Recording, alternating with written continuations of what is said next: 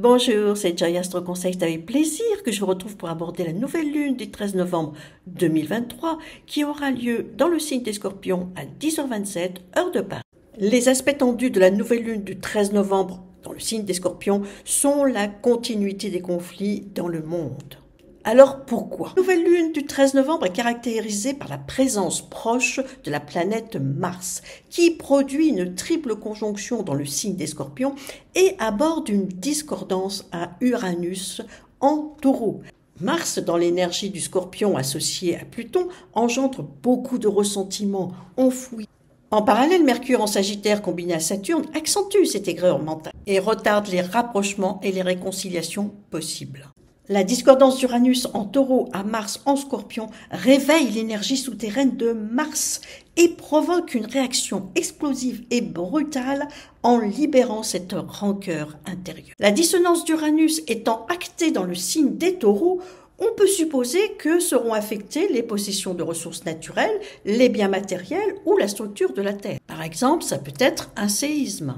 Tous les habitants pourront être concernés, mais les signes les plus impactés seront les Scorpions, les Taureaux, les Verseaux et les Lions du troisième décan. Saturne acte une dissonance à Lilith dans le signe du Lion, provoquant une dette karmique à régler concernant peut-être des expériences antérieures liées à l'intolérance, la domination ou la toute-puissance par des possessions.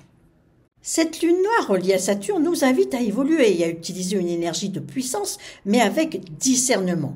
L'évolution dans le signe des Poissons, qui est plutôt un signe de bienveillance, c'est d'accepter de s'assouplir, de réfléchir sur les exigences que l'on se contraint à soi-même ou qu'on impose aux autres.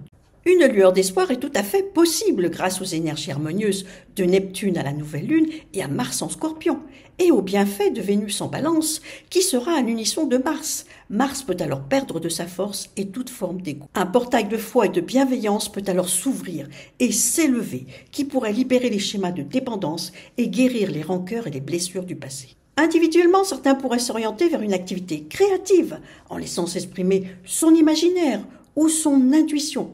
D'autres pourraient se diriger vers une conscience plus juste ou plus humaniste. Tous les habitants pourraient être concernés par l'énergie de Neptune et Vénus, mais elle aura plus d'impact sur les signes des Poissons, des Cancers et des Balances du troisième décan. En conclusion, dans ce chaos mondial et individuel, cette nouvelle lune nous invite à garder espoir devant l'impuissance.